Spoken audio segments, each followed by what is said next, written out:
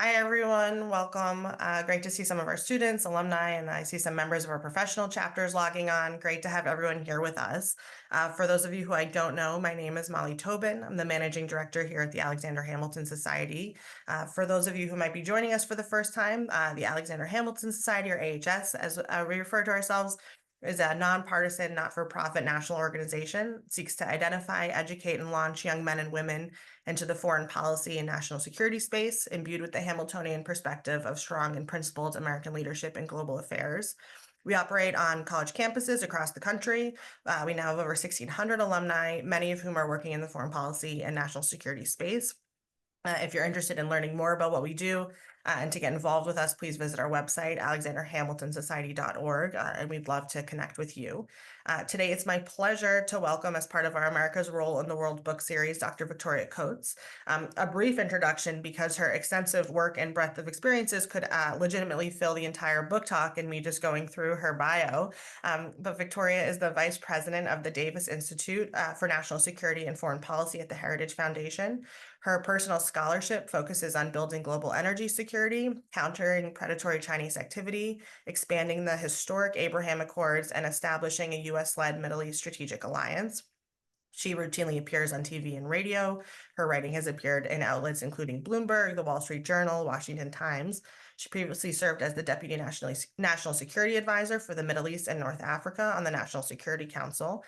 She holds a BA from Trinity College, an MA from Williams College, and a PhD from the University of Pennsylvania. And my favorite fun fact about you, Victoria, is that they're all in art history, which Yeah. I love. I love this fact. Victoria, thanks for joining us today. Congratulations on the publication of the book, which is what we're here. So the battle for the Jewish state, how Israel and America can win, which was a really wonderful read. It's obviously crucially important. And while there's so much to be upset about the current state of play in the world and the horrific attack on October 7th, and certainly the vitriol we've seen on college campuses, you also paint sort of at the end a roadmap and show that there might be a little bit of light at the end of the tunnel and some optimism to look forward to. And so I feel like after the year that we've seen, that's always a positive thing. And so before we dive into obviously everything in the book, I want to start on a bit of a personal note, which is asking you to tell us a little bit about your grandfather and your mother, for whom you dedicate the book. And if I recall correctly, your mother, I think, joined you on a trip to Israel, and there was sort of like a full circle moment for you. And so if you can tie that in and just share with everybody about that. Oh, yes. And talking about my grandfather obviously makes me emotional. I should toughen up because this may come up again. My grandfather was a captain in the army in World War II and was part of the D-Day invasion. And my mother was exactly 6 months old. She was born on December 6th, the previous year. And so he charged up Utah Beach knowing he had a 6-month-old baby and a beloved wife at home. But he had the courage of his convictions and fought his way across Europe with his anti-aircraft gun, the Baby Ann. And she had her little pink shoes over the gunnel, and we still have the little shoes. And there's a picture of him in front of the gun at the beginning of the book. And the dedication to Mom was that she was hunting Nazis from a very early age. And what was fun is we did take her to Israel for her 75th birthday. She's been back a couple times since, but that was her first visit. And the head of the political director of the MFA and a senior IDF general gave her a kind of maquette of the 3 interceptors for Iron Dome and David Sling and Arrow, with a little thing that says, happy birthday, Mrs. Gardner. Air defense has come a long way in 75 years. And it's her prized possession. So it is very much a family affair. And it was, my honor to be able to honor them with that dedication. No, it's so lovely. And I've heard you speak about it before, and it's really moving every time. Victoria, it's so clear from reading the book that your care and love for Israel and the United States is deep. You reference both the countries as biblical Davids, which I think is really such a poignant description, as you put it, of 2 small and remote countries based on a concept that had no real right to thrive and succeed. and yet have become two of some of the, the most powerful countries in the world. Can you talk a little bit about your observation of these two biblical Davids and how we got into this, how they're now viewed as these Goliaths in the world? Yeah, it's really a remarkable transformation because this kind of goes back to my first book, which is called David Sling: A History of Democracy and 10 Works of Art, which ties in the art history piece that you kindly mentioned. But the notion of countries that leverage democracy to take on a much greater significance than you would think they should necessarily. And I think both Israel and the United States are in that category and have become historically successful. The United States obviously had the opportunity for significant geographic expansion, but if you think about the original 13 colonies, kind of on the edge of a howling wilderness, it didn't look like this was going to be a successful venture. And obviously, Israel's in a very difficult neighborhood. And 76 years ago, the prospects for success seemed dim as all of Israel's neighbors convened to attack the Jewish state and try to destroy it, which they did a number of times until they got tired of losing. But what has happened really since the 1960s, rather than seeing the achievements of Israel and the United States as admirable and very positive for humanity, which I think objectively they are, there's been a concerted effort in academia to shift that paradigm. And rather than admirable beacons of freedom and tolerance and prosperity, Israel and the United States have been very systematically demonized. And I got to know a new phrase when I was working on the book called settler colonialism, which is what is the ideology which is targeting very specifically the United States and Israel. Nobody else gets this treatment because in the settler colonialism view of the world, both Israel and the United States were illegally appropriated by outsiders from the rightful owners of the territory, the indigenous peoples, and that makes both states inherently imperial, racist, and, as I said, illegal, perhaps most importantly. And, that is why I said in the subtitle of the book, How Israel and America Can Win, because this isn't just a battle for the Jewish state, it is also a battle for the United States. And, if we don't recognize that fact and accept it, and in many ways exploit it, the terrorists and the enemies of Israel and the United States don't really differentiate between us as much as our current leadership might try to make them, but they don't. And so that can be a strength. We just pool our resources and work together as much as we can, we become much more powerful.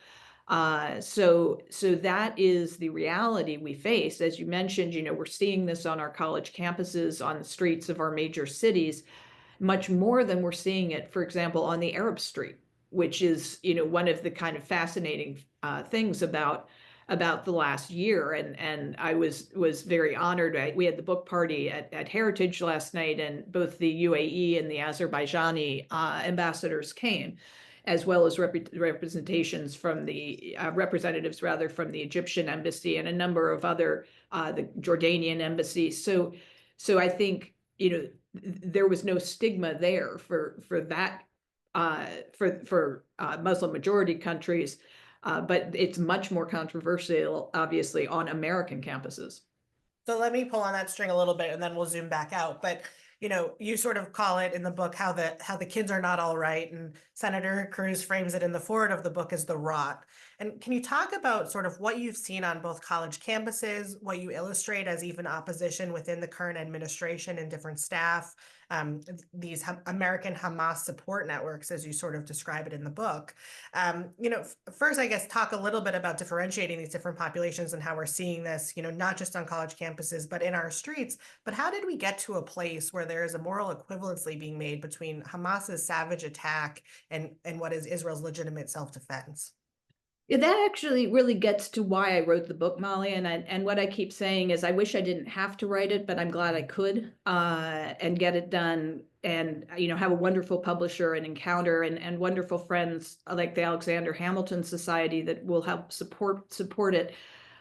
Because in a way, it kind of parallels my academic experience, When I was doing my graduate work at Penn in the 90s, it was fine to be a conservative. I mean, it wasn't common, but it wasn't in any way, attacked the way it has become. And I really intended to be a professional academic and went down that road.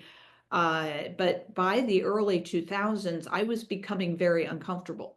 And I didn't see it at the time, but at Penn in particular, but at other major academic institutions, that was when the kind of the children or the descendants rather of the 1960s radicals were really taking hold and very aggressively controlling hiring, the awarding of tenure, getting administrators into senior roles, all of whom share this what I consider very noxious anti-Western worldview. And I became uncomfortable with the curriculum, with kind of courses, even in our history, that were being taught.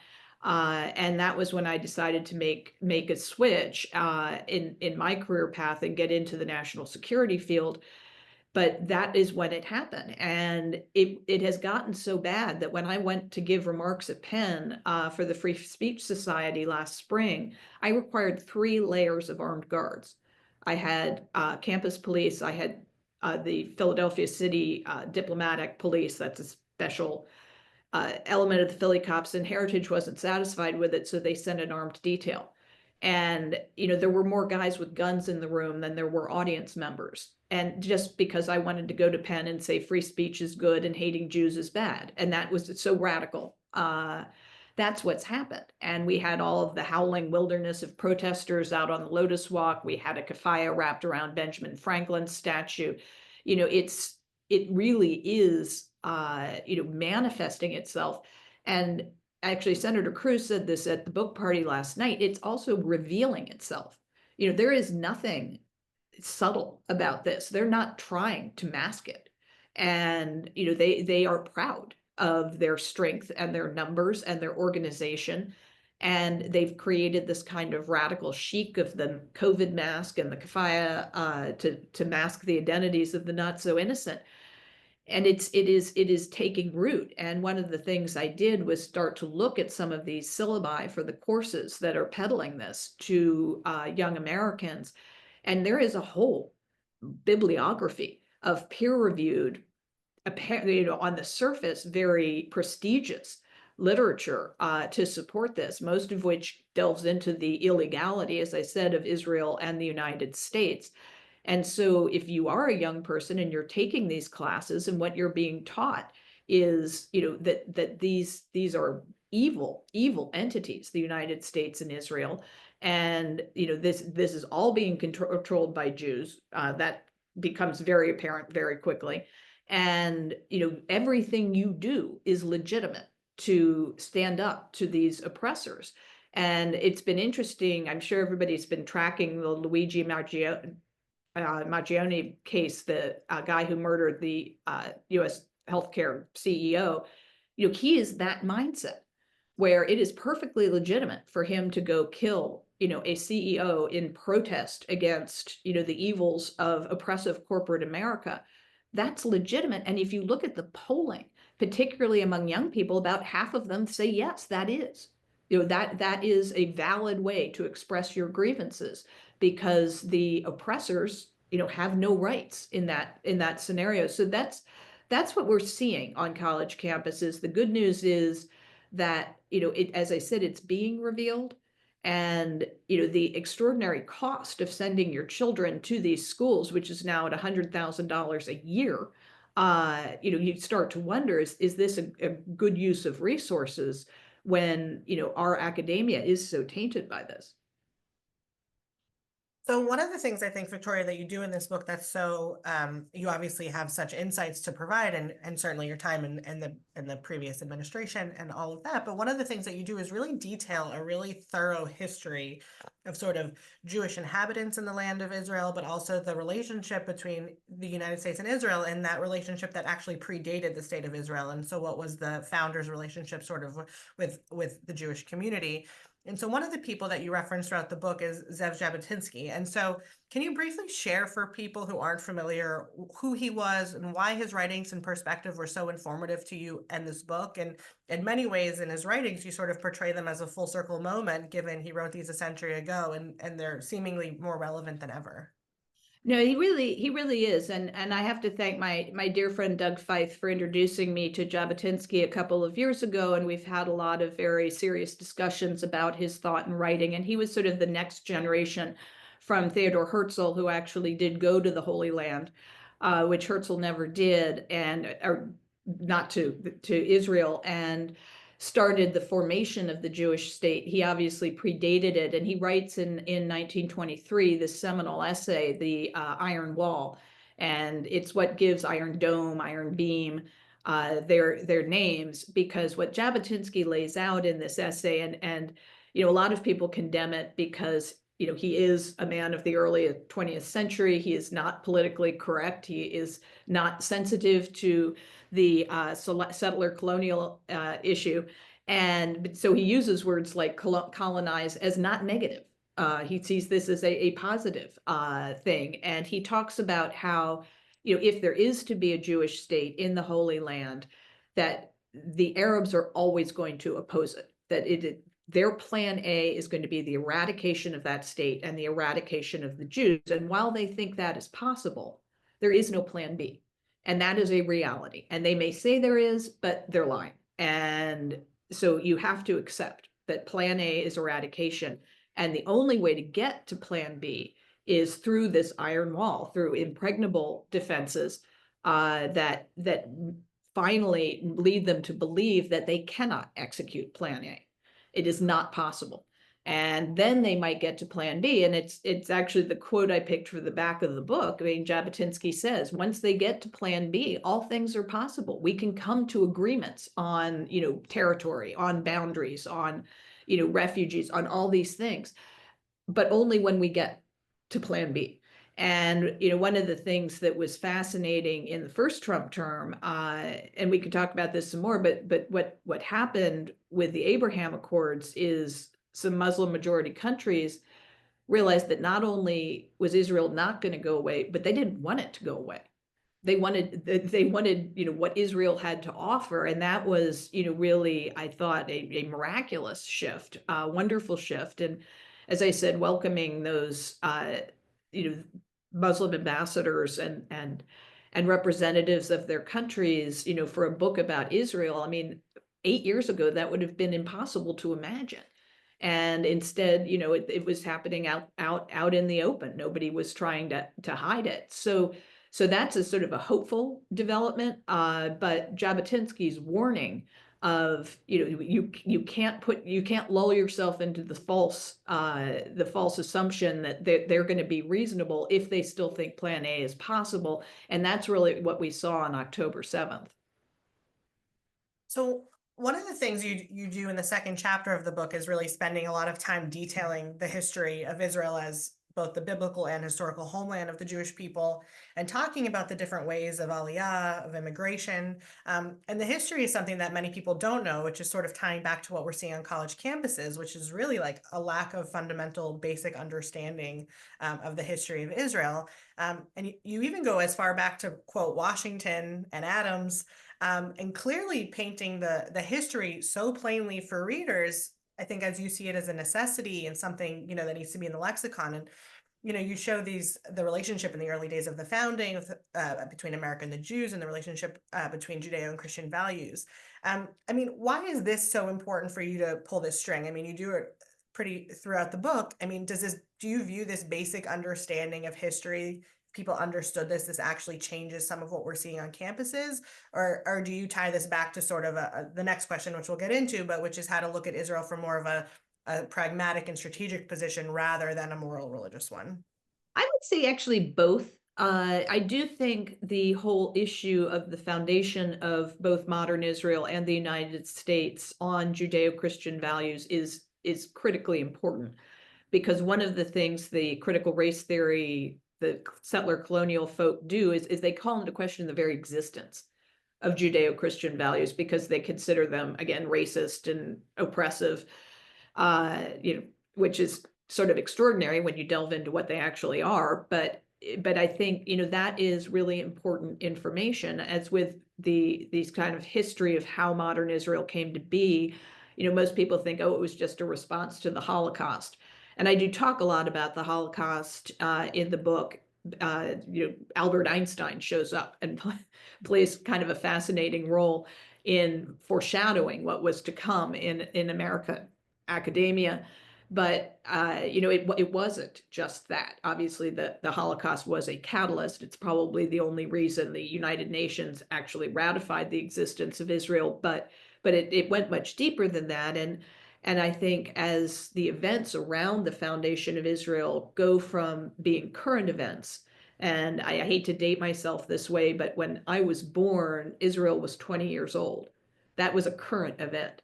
Israel's now 76 years old. The United States is now, about to mark its 250th anniversary. So these are very significant shifts in time that make this history rather than, as I said, current events. And so we can get some more perspective on it. Obviously, looking back to the time of the founding, we have a great deal of historical perspective on that.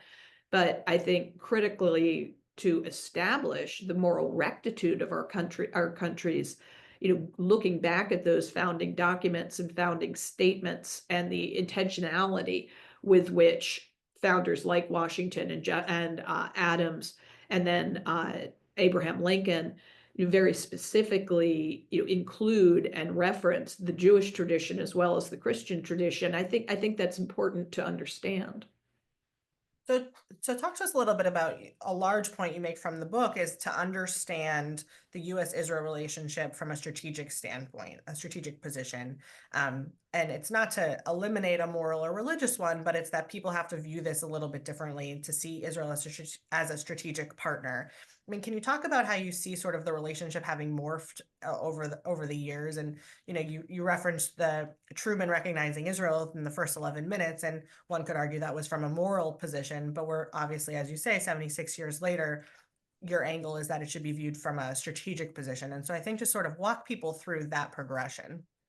Yes, and I will point out that President Truman did that recognition of Israel against the determined opposition of his State Department. So that thread goes back a ways as well. But I think that's kind of the critical point of the book, is that a lot of people, Americans, ask, I think justifiably, why Israel? Why is the United States partners with Israel? This seems like it's very far away. Does it really impact my daily life? And that's, as I said, very understandable. But at the same time, polling shows a large majority of Americans do support Israel, but they kind of don't know why. And so that was really one of the main reasons I wrote the book, was to provide that background. And as you look at presidents from Truman to Eisenhower, LBJ, Nixon, and Reagan through the early years of the relationship, they all sort of were kind of feeling their way and trying to kind of figure out what Israel was, how this would play into, critically, the Cold War, because that was the main focus of most of those presidencies after World War II, is how do we manage the Soviet problem? And so they're different kind of approaches are taken, and Reagan is the one who actually shifts that, even though he was so focused on the Soviets, and his great legacy is winning the Cold War decisively. And that's really the model for what I think the United States and Israel should be doing now. But he also laid the foundation for that modern cooperation, that strategic partnership between Israel and the United States. And it takes a couple of interesting forms. He signs the first MOU, the Memorandum of Understanding. There have been a series of these. The new one, which will go into force in 2028, I think the negotiations for that will start next year. And so that is something Reagan initiates in 1981, sort of interestingly, because of Israeli concerns about the sale of radar installations and aircraft, so-called AWACS, to Saudi Arabia.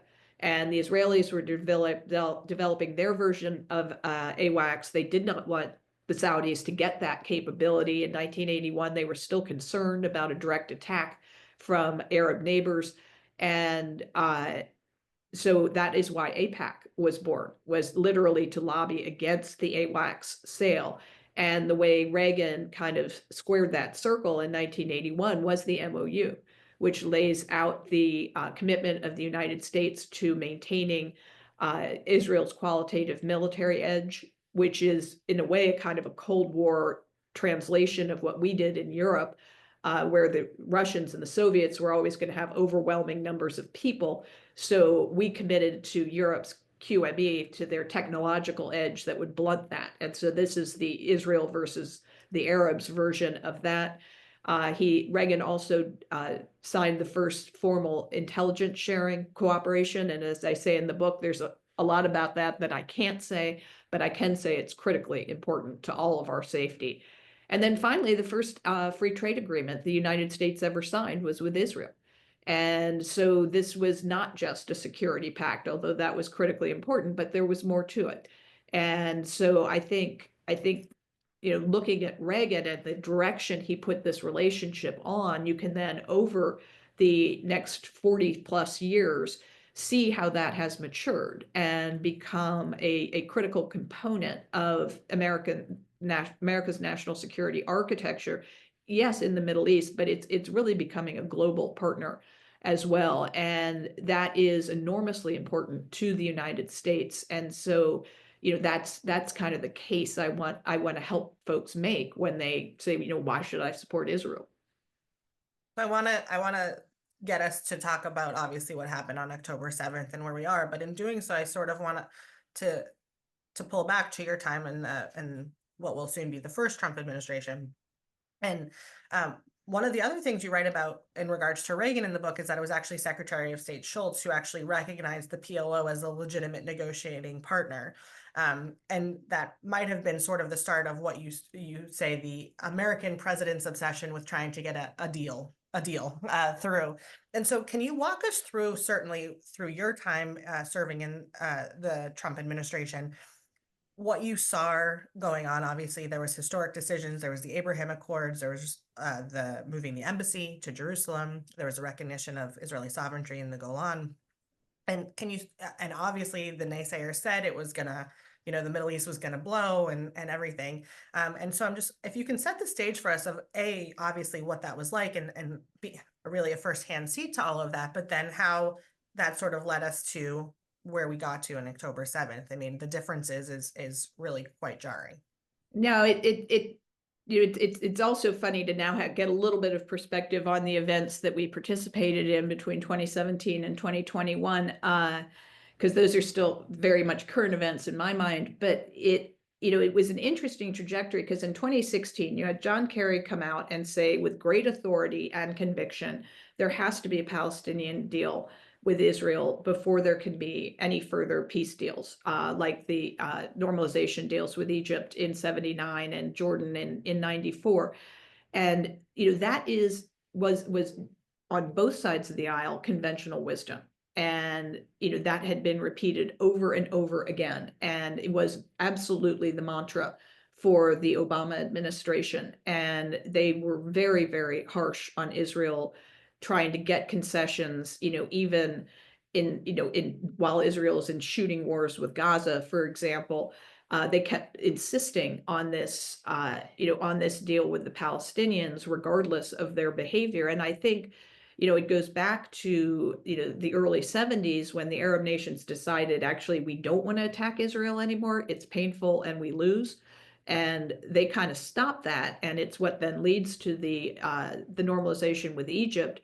But at the same time, they developed this mechanism of support for the Palestinians as a way to kind of mask the fact that they lost.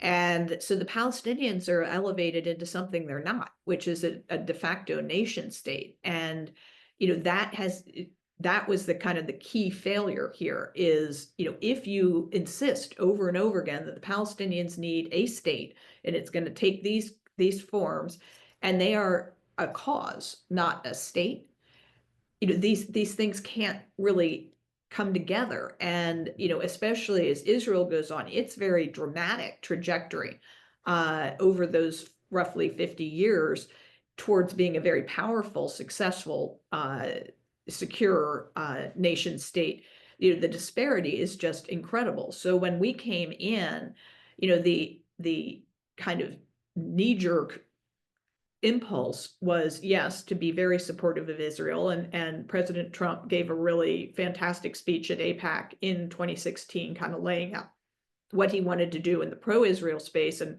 anti-Iran space, which was pretty dramatic.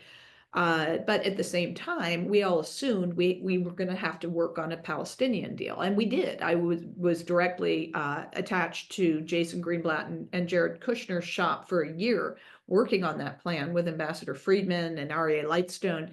And it was good faith. We were trying to get to solutions to the problems that have bedeviled the Israel-Palestinian relationship now for decades, and the Palestinians were just absolutely dead set against it. And I could feel sort of the sands shifting a little bit over the course of 2017, 18. And I would say to any Palestinians that would talk to me, and there were some, you guys have something everybody wants right now, which is the blessing on additional deals between Arab nations and Israel. And you can drive a hard bargain. The president expects you to. But at the same time, the ship is going to sail. And if you don't grab this window of opportunity, I don't know that you're going to get it back. And that is, in fact, what happened. And after the Palestinians refused to engage on peace and prosperity, refused to engage on the actual plan, we started getting outreach from UAE, from Bahrain, and then eventually Morocco saying, okay, we're ready. We can't give them a veto in perpetuity. And that's what led to the Abraham Accords. And however, ironically, what our experience taught us, and we certainly didn't go into this with a crystal ball, but the clarity of Trump's position, actually moving the embassy, actually recognizing the reality that Golan is sovereign Israeli territory, and there were other actions. That clarity, gave our Arab partners clarity. They're like, okay, that's where you stand. We want to stand with you. So I guess we stand with Israel. I'm like, okay, let's do that. And, it was, as I said, a sort of semi-miraculous development from our perspective, because we didn't go in thinking that was what was going to happen. But to President Trump's credit, when that became apparent, he was like, oh, fine, conventional wisdom is wrong. I'm not going to tie myself to it. And what was then frustrating after the 2020 election was the Biden-Harris team decided to very much tie themselves to that failed conventional wisdom. And one of the things that was difficult was to go back and really detail that approach and, look at what the Obama people had done. They all came back for Biden-Harris and they did the same thing again.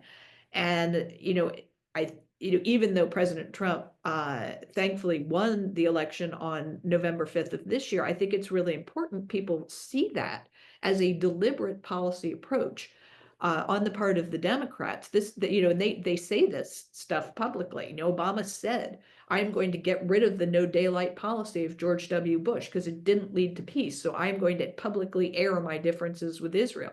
This is deliberate. It's not, they're not trying to hide it. They think this is a good worldview. But the problem is that the proof is in the pudding. And after 4 years of President Trump, we had the Abraham Accords.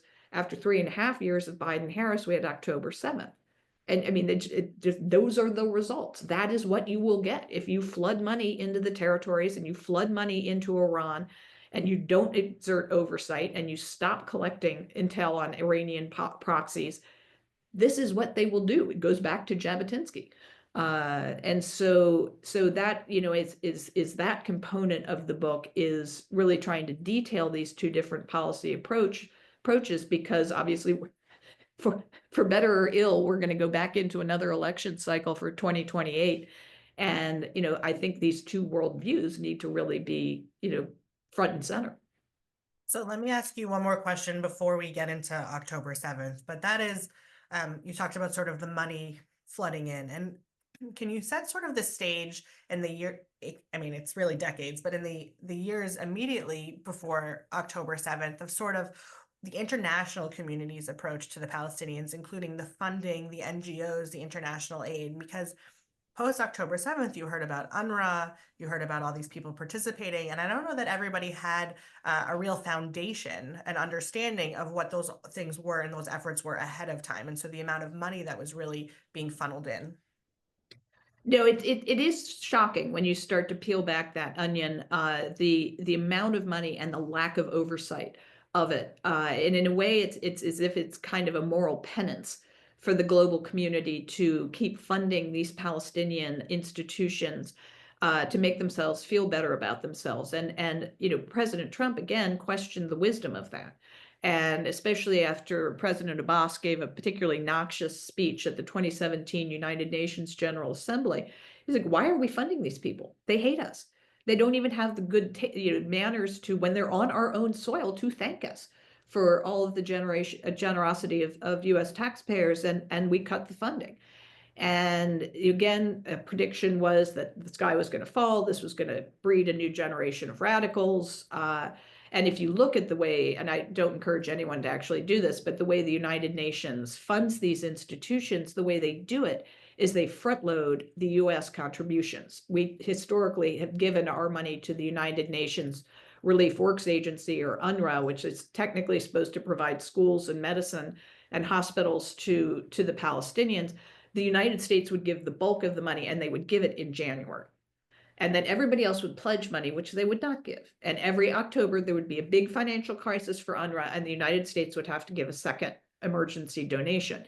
And so essentially, the whole rest of the world was just relying on the United States in perpetuity, to fund this institution, which, as we all now know, is rife with card-carrying terrorists such as Hamas. They participated in the October 7th attacks and are directly undermining any kind of hopes for progress for the Palestinians. And so, that's one way that sort of U.S. taxpayer funds are being used to support this. And then the other is Iran. Famously, President Trump had the maximum pressure campaign on Iran, starved them of resources, got them down to about $7 billion in foreign assets they had access to, which is basically failure. And that is what the Biden people reversed. And we have Iran selling 1.75 million barrels a day of oil to China, for example. That's tens of billions of dollars a month.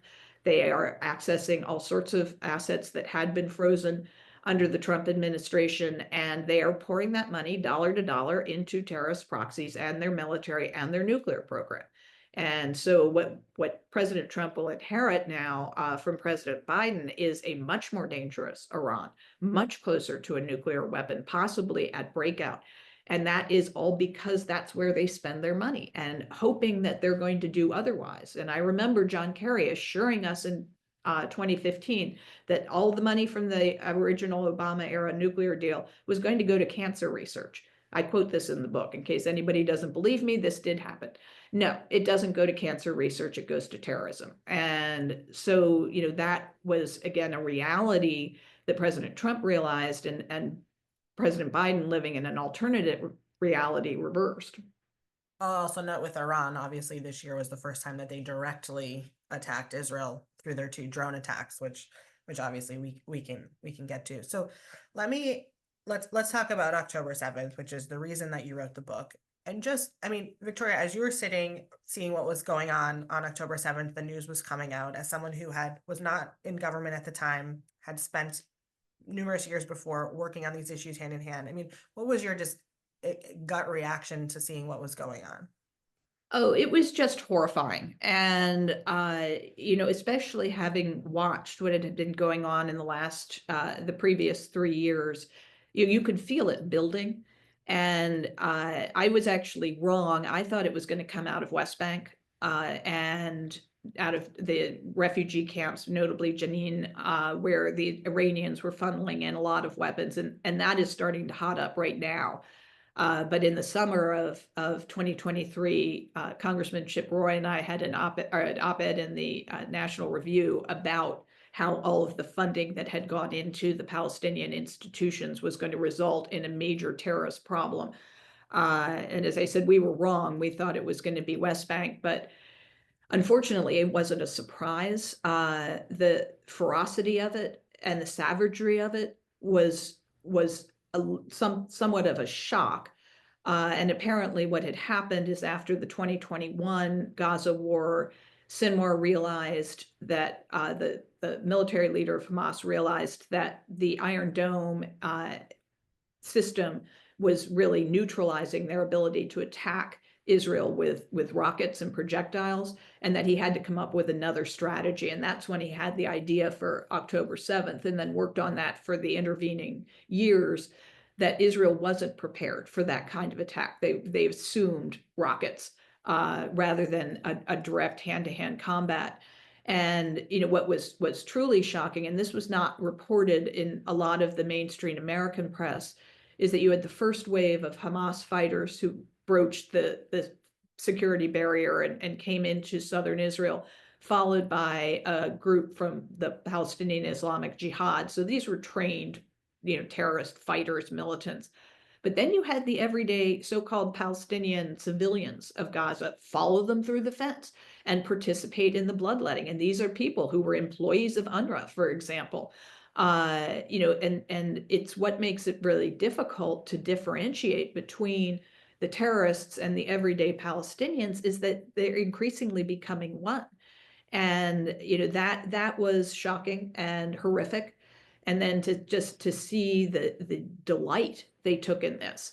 And it wasn't military combat the way a normal person would understand it. It was this orgy of genocide and rape and torture and kidnapping, as well as outright murder.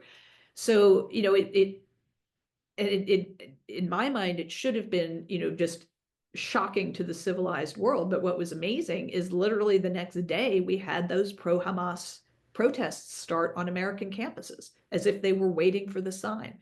So that was perhaps the most shocking thing. So if you assess sort of where Israel is in terms of it's now turned into a multi-front war. So much has happened in the last 14 months or so. And there's also been some really high level eliminations. When you wrote the book, Sinwar was still alive. So a lot has changed. And so I'm curious, just sort of your assessment on where Israel is with Hezbollah in the north, what you view with Hamas, where you see the state of sort of the hostage negotiations. But also in your view, Israel really has, it seems, taken Hezbollah down to its knees in a lot of ways. I mean, do you think some of the leaders, including Iran, underestimated Israel's response on this? I think they did. And I really see a pivot point around Prime Minister Netanyahu's visit to Washington in late July of this summer. That's when the gloves seemed to come off. And obviously wasn't in the meetings, but whatever he heard from Vice President Harris, then candidate Harris, and from President Trump, really seemed to change his mindset.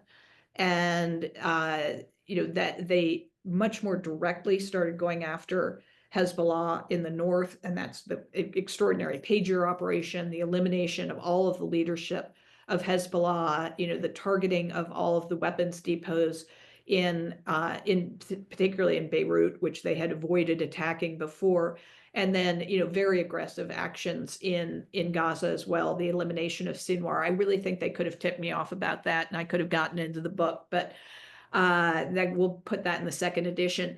But the degradation of Hamas to the point that they cannot play any kind of political leadership role in the Strip this was a real dramatic shift for them. And then in terms of the hostages, I was in Israel week before last when President Trump made his statement, and which was remarkable for its simplicity and clarity, and putting the burden on Hamas to let them go. This isn't bring them home. It's you people who took them, let them go. And if you don't, there's going to be hell to pay. And what's a shame is it took 15 months for an American leader to make that kind of statement and not equivocate it with, oh, and by the way, we need more humanitarian aid for the starving civilians of Gaza. No, this is about the hostages. This is ghoulish. This is appalling. We are down to, the last, I think, weeks and months that they can survive in these conditions. So get them out, do it. And I think that has had a really catalytic effect on the discussions. I think that President Trump sent the message to leadership in Egypt and Qatar and Turkey, that this isn't really a negotiation per se. And I think you've seen Hamas make concessions in recent days that they were completely obstreperous about before, because I think they were just always holding out for a better deal, because they kept hearing from the American leadership that their needs would be attended to. This would be a ceasefire. They would be able to regroup. And no, that's off the table now. So they're accepting the presence of Israeli troops, I think, for the foreseeable future. They are agreeing to, yes, a staggered but a complete release of the hostages. And I think we may get a deal on that as quickly as this weekend, because it really does seem to be moving. So when you wrote the book, another thing that hadn't been concluded yet was the election. And so you had two candidates. And so obviously with the outcome of the election, you know that in about a month's time, President Trump is going to be back sitting in the Oval Office. You've started talking about how you can already sort of see some realignments happening. I mean, does the outlook on what comes next change? I mean, and what do you think people can expect in his first few weeks in his next term, in terms of, if the hostages aren't released at that point, a conclusion to this multi-front war, and how does sort of the Middle East play in the future? And obviously in the last week, what's been going on in Syria, all of this sort of convalesces. Yeah, another major intelligence failure for this administration, and the fall of Bashar al-Assad, with whom they were negotiating as recently as December 4th, which in hindsight looks pretty foolish. That is a huge opportunity, as well as a persistent danger. And being in the region, being in Israel and in Manama, as those events were taking place, both Israel and our Gulf allies, were not shedding a tear for Assad. We're happy that Assad was gone, because he had been a horrible problem, and his father, for decades. But at the same time, deeply cautious about the new leadership that has emerged in Syria, all of which are ISIS and Al-Qaeda alum, though they claim they have modified, but we'll see. But that, the one hand, big opportunity, Iran weekend, the land bridge to Hezbollah and Lebanon removed, that they were using Syria for, removed. So they're going to have a much harder time moving fighters and weapons to Hezbollah. That's all good. But at the same time, we need to be cautious about HTS. And it reminds me a lot of Libya, where you have a vicious dictator in Gaddafi removed, but he's replaced essentially by Islamists, and who aren't able to actually govern the country effectively. And so in Libya, we've had more than a decade of paralysis, and that may be what we're looking at in Syria. So I think for President Trump coming in, he's been very clear: I want to end the conflict in Gaza. One of the things I recommend in the book is that you do that by declaring victory. Israel has won. This is over, and here are the terms. And you have, get some clarity on that situation. I think he will be much better positioned to get to a normalization deal between, say, Israel and Saudi Arabia, which obviously everybody's been pursuing. It would be a great and good thing. But President Trump has the confidence of both Saudi leadership and Israeli leadership. I think that's much more possible under his watch. I don't know what form it would take. I think we need to take those negotiations back out of performative public venues. It needs to be private. Get the two parties together, figure out what's possible. But I think that is likely to take place under him. And then the other thing he may decide to pursue is the concept of a broader Middle East strategic alliance, which he laid out in his Riyadh speech in June of 2017. A kind of Arab NATO is how he conceived of it. But, yes, with American leadership, but, largely manned and financed by the regional powers. And, when he gave that speech in 2017, the idea of getting Israel into it was aspirational, but he signaled his intention by going from Riyadh to Israel. That was the first flight of Air Force One directly from Saudi Arabia to Israel without a stop off in between, which would have been customary before. And he was like, no, we're flying straight. Saudi said, okay. And so he kind of laid that predicate in the first term, I think in the second term, a lot of really excellent work could be done towards that desirable outcome. So as we approach the top of the hour, let me invite everybody who would like to ask a question to go ahead and put it in chat, and I'll be happy to ask them. Victoria, let me conclude with one more question, which is sort of, what is the path forward that you see for the U.S.-Israel relationship, not just on a government-to-government level, but how do you solve sort of what we're seeing on a people-to-people level, what we're seeing on our college campuses, what we're seeing in our street? How do we change course and momentum on that?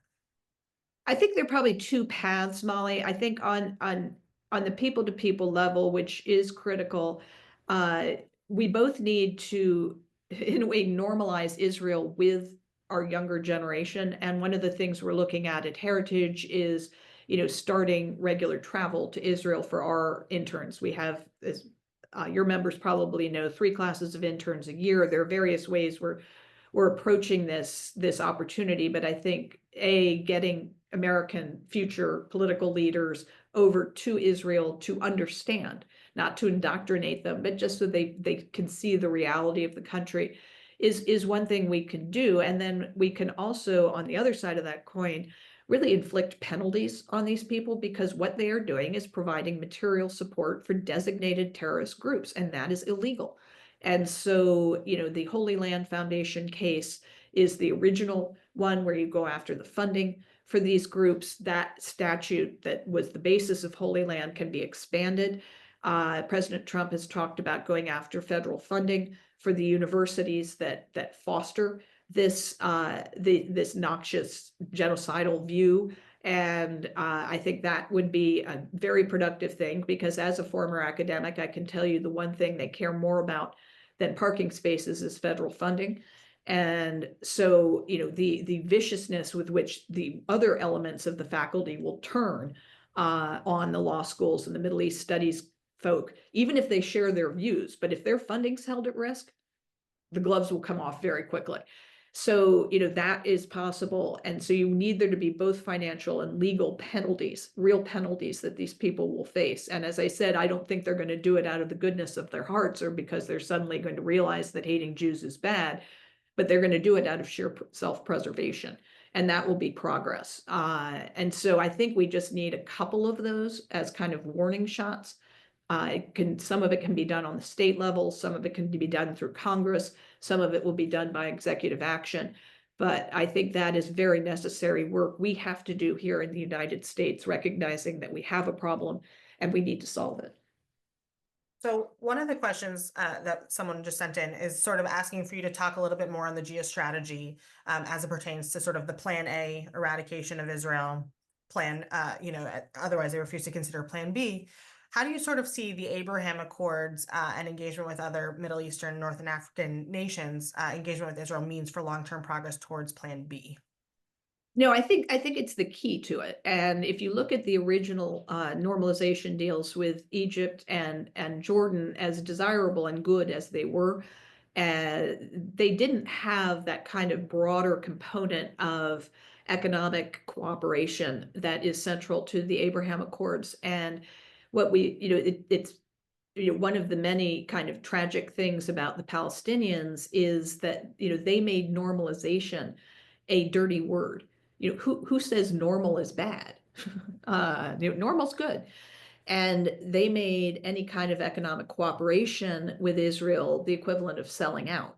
And so you want to suffer, you want to live in poverty because it shows your pure dedication to your cause. And I think, as we see greater trade as well as security cooperation between Israel and Arab neighbors, and that, creates so much beneficial so many beneficial outcomes for both the Israeli people and these partners, that hopefully that whole will shift. And that's how we get from Plan A to Plan B. When the enemies of Israel realize that they have vested self-interest in both their own and Israel's success, that is how you shift minds. And one of the things that has been encouraging about the last year is that the accords have endured even over this year of war. And we met with the Emirati ambassador to Israel when we were there in July, And he said, I'm staying. I'm going to stay and I'm going to try to help, solve this thing.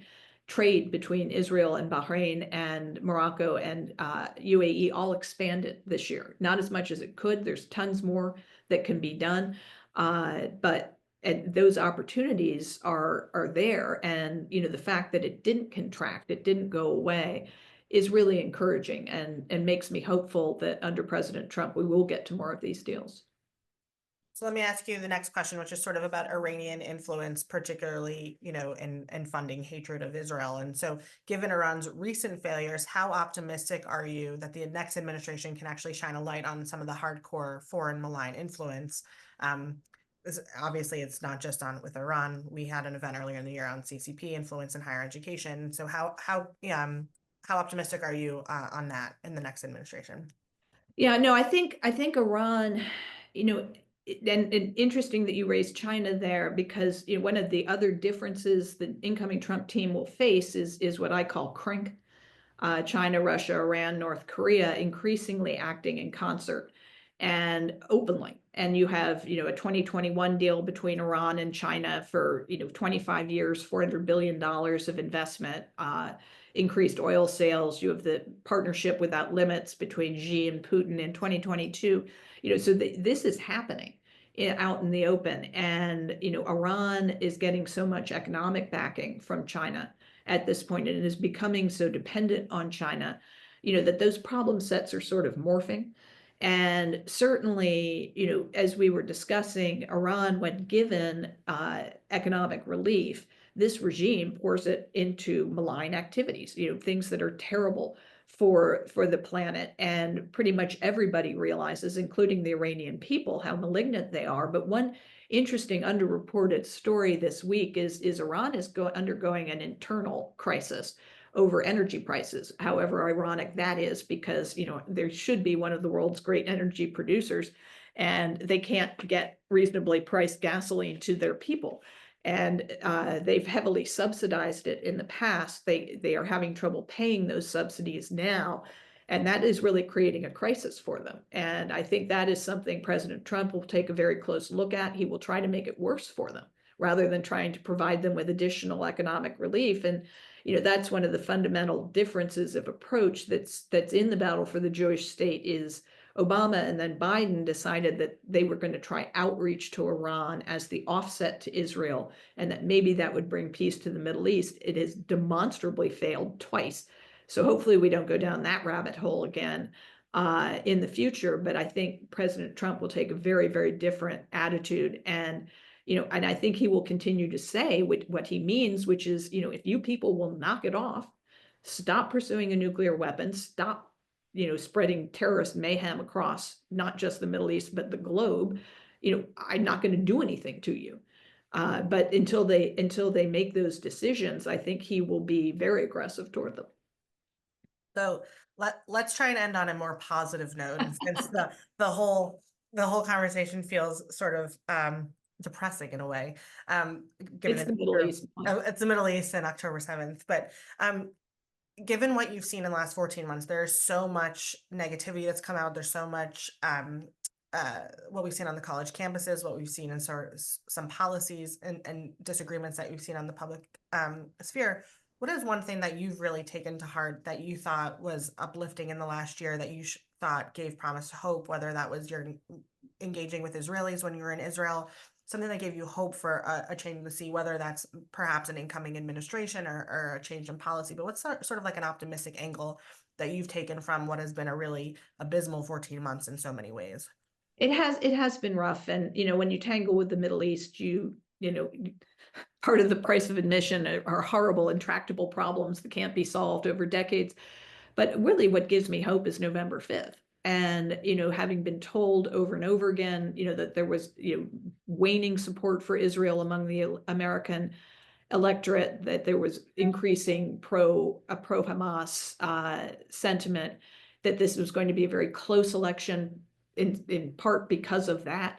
And to have it be so demonstrably the opposite, to have such gains in the Congress, which means that that's the American people at the grassroots, and particularly in the Senate, and to have President Trump so emphatically reelected, it means that's not the case, and that the American people have their hearts in the right place, and if properly informed, are able then to articulate why this relationship is critically important to both the U.S. and Israel.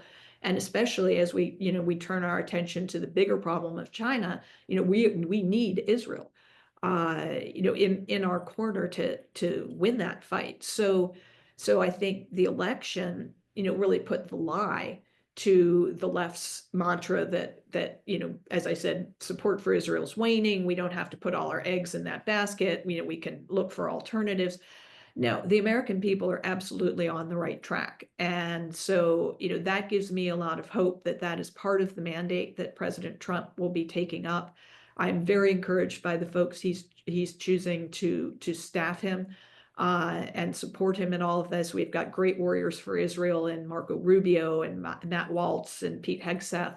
These are all people who literally carry this in their hearts. And I think, it really can be a golden age for the relationship. And so that would be my positive note for the holidays. Well, Victoria, thank you so much. Congratulations on really a wonderful book, The Battle for the Jewish State. And thank you for always taking the time and being a friend of AHS, and we appreciate it. Absolutely. Well, take care, and thanks everyone for joining us. Thank you, Molly.